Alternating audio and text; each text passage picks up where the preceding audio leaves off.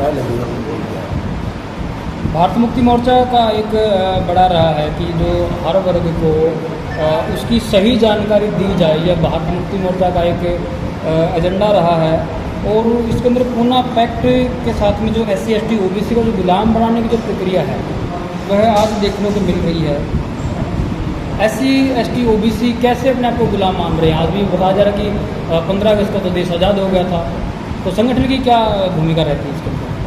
जैसा कि आप जानते हैं कि ये देश को जो बोला जाता है कि कृषि प्रधान देश है, लेकिन ये जाति प्रधान देश है जी।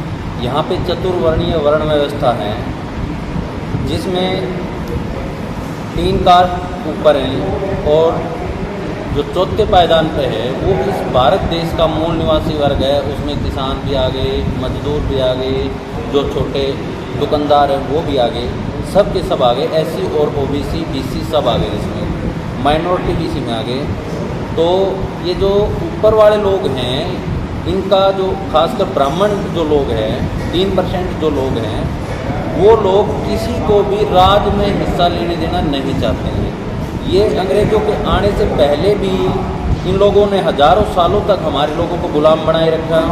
680 साल तक मुग़लों ने राज किया, तब इनको आज़ादी की बिल्कुल चिंता नहीं थी, बिल्कुल ज़रूरत नहीं पड़ी। लेकिन जैसे ही अंग्रेज़ों ने हमारे लोगों को हक अधिकार देने शुरू कर दिए, तो इन्होंने आज़ादी की लड़ाई लड़नी शुरू कर दी।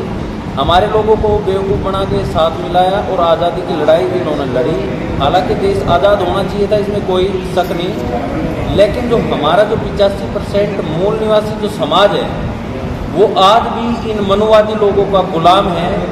ना तो हमारा जुडिशरी में कोई हिस्सा है, ना ही हमारा राजनीति में कहीं पर कोई प्रतिनिधित्व है, ना ही हमारा मीडिया में कोई वो है।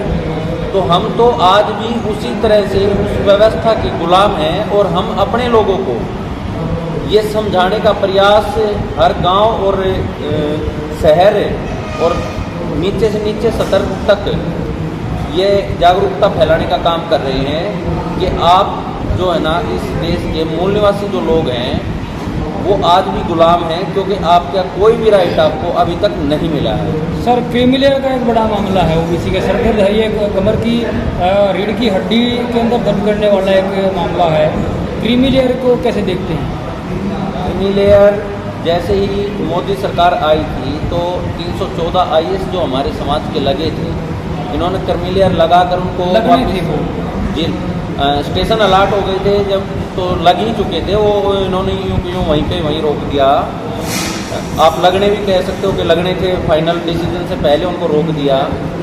तो क्रीमिलेयर तो रीढ़ की हड्डी तोड़ने के बराबर है OBC की। ये ना SC वर्ग पर लगता है, ना जनरल वर्ग पर लगता है, ये सिर्फ OBC पर जो क्रीमिलेयर लगा रखा है, ये इस तरह से लगा रखा है कि जिसके चने दांत है उसको चने नहीं, और जिसको दांत नहीं है उसको चने आगे दिखा रहे हैं कि लो खा लो, वो खा नहीं पाएंगे। तो हमारा जो क्रीमिलेयर का जो मुद्दा है, ये तो OBC के लिए प्राणघातक मुद्दा है। तो आप जैसे सारे के सारे लगभग मुद्दे हमने डिस्कस कर लिए हैं, उसके साथ में आप लोग यह कहना चाहते हैं कि जो 18 जून को जो आपकी जो शुभराज क्रांति होने वाली है भिवानी के अंदर, उसके लिए एग्री हैं और पूरा का पूरा तरह ढंग से काम करेंगे, ऐसा आपका संदेश है जनता के लिए? बिल्कुल, 18 जून का जो प्रोग्राम भिवानी में है उसके लिए हम पूरी तरह तैयार हैं। और इससे आगे भी 1 जुलाई को हम मंडल कमीशन की रिपोर्ट को लागू करवाने के लिए पूरे हरियाणा भर में एक यात्रा निकाल रहे हैं, जो कि हर कस्बे में और हर शहर में जाएगी और लोगों को जागरूक करेगी। जो विनोद सांगा सर,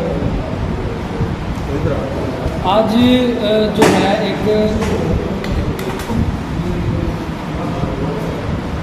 आज एक ख़ास बात है कि अगर हम लोग देखते हैं जो क्षत्रिय मूल निवासी महासंघ है, उसके बैनर के ऊपर महाराणा प्रताप की जयंती पूरे भारत देश में मनाई जा रही है। आप लोगों ने भी ऐसा किया है, तो क्या कुछ संदेश देना चाहेंगे ताकि जो क्षत्रिय जो है वह आपकी जो रैली है उसके अंदर भी आ सके? क्षत्रिय मूल निवासी महासंघ के बैनर पर पूरे देश भर के अंदर जो क्षत्रिय मूल निवासी महासंघ है, उसके बैनर पर महाराणा प्रताप की जयंती मनाई जा रही है। तो क्षत्रिय मूल निवासी महासंघ के जो लोग हैं वो भी कहते कि हमारा जो धर्म छात्र धर्म है क्योंकि हिंदू जो शब्द है वो पर्शियन भाषा का शब्द है, इसका मीनिंग होता है गुलाम। तो जो क्षत्रिय मूल निवासी भाषा के लोग वो भी कहते हैं कि हमें ब्राह्मणों के द्वारा ज़बरदस्ती से हिंदू बनाया जा रहा है, हम लोग हिंदू नहीं है, हमारा धर्म क्षत्रिय धर्म है। तो आज महाराणा प्रताप की जयंती पूरे देश भर के अंदर क्षत्रिय मूल निवासी महासंघ के केंद्र पर मनाई जा रही है, जो कि एक समानता का प्रतीक और सभी लोगों के हक अधिकार की लड़ाई लड़ने के लिए पूरे देश भर के अंदर ये और बामसेन के साथ मिलकर क्षत्रिय मूल निवासी महासंघ ये कार्यक्रम कर रहा है। सर, जो 18 जून की जो रैली है उसके लिए क्या संदेश देंगे? 18 जून की रैली जो पूरे हरियाणा भर के अंदर होनी है, 11 रैलियाँ 2-2 डिस्ट्रिक्टों को मिला करके। तो इन रैलियों की शुरुआत महम के 24 चबूतरे से हुई थी और ये 11 डिस्ट्रिक्ट जो प्रथम रैली है वो भिवानी और चरखी दादरी जिले को मिलाकर 18 जून को की जा रही है। और ये इस देश के अंदर एक व्यवस्था परिवर्तन का काम करने की काम होगा, क्योंकि इन रैलियों के माध्यम से पूरे देश भर के अंदर SC, ST, OBC और कन्वर्टेड माइनॉरिटीज़ के लोगों को उनका इतिहास बताकर उनको जोड़ने का काम करने वाली है। क्योंकि हम इस समाज के लोगों को इतिहास बताकर जोड़ने का काम करेंगे और जोड़कर एक ताकत निर्माण करने का काम करेंगे।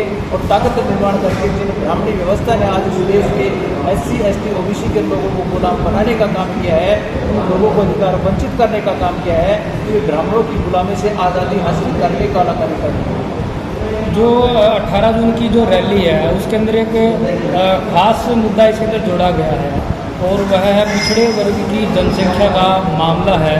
चाहे वो जनसंख्या के अनुपात में भागीदारी देने का मामला हो, चाहे वह उनकी जनगणना का मामला हो, चाहे उनका बैकलॉग का मामला हो। तो इस मामले के अंदर जो संगठन जो है वह लगातार कार्यक्रम कर रहा है, लेकिन सरकार के ऊपर कोई जो तक नहीं रह रही है। क्या इस विषय में कोई बड़ा भी कार्यक्रम हो सकता है कभी? इस देश के अंदर शेड्यूल कास्ट के लोग अलग से आंदोलन कर रहे हैं अपनी भागीदारी को लेकर, शेड्यूल ट्राइब के लोग अलग से आंदोलन कर रहे हैं, बैकवर्ड के लोग अपनी हिस्सेदारी को लेकर के आंदोलन कर रहे हैं। ये आज इस देश के अंदर हर वर्ग हर तबका अपने हक अधिकारों की मांग के लिए अपनी भागीदारी के लिए आंदोलन कर रहा है। मगर ये वर्तमान की जो RSS BJP की सरकार है उनके कानों पर जूता रेंगने का काम नहीं हो रहा है। तो किसी की भी मांगों का अमल करने का काम नहीं हो रहा है। कि उनके पीछे सबसे बड़ी जो वजह है वो वोटिंग मशीन है, क्योंकि वर्तमान की जो सरकार है वोटिंग मशीन के माध्यम से सेटिंग करके चुनाव जीतने का काम कर रही है। इन लोगों को पता है कि जब तक वोटिंग मशीन है तब तक हमें कोई सत्ता से बेदखल करने वाला नहीं है, इसलिए किसी की भी समस्या का समाधान नहीं हो रहा है और ना ही किसी को संख्या के अनुपात में हिस्सेदारी दी जा रही है। और हिस्सेदारी तो तब देगी जब जनगणना होगी। जब बैकवर्ड के लोग मांग कर रहे हैं कि उनकी जनगणना क्या है, उनकी संख्या क्या है देश के अंदर, वो संख्या बताई जाए, मगर वो नहीं बताने का काम कर रहे हैं। वो क्यों नहीं कर रहे हैं? क्योंकि उन लोगों को मालूम है कि यदि बैकवर्ड के लोगों को संख्या का पता चलेगा तो वो लोग संख्या के अनुपात में हिस्सेदारी मांगेंगे, वो हिस्सेदारी ना मांगे, इसलिए उनकी जनसंख्या ही बताने का काम नहीं किया जा रहा। क्योंकि वो लोग जानते हैं कि जो 3.5% ब्राह्मण 97% न्यायपालिका पर कब्जा किए बैठा है, 80% से ज़्यादा प्रशासनिक सेवाओं पर कब्जा किए बैठा है।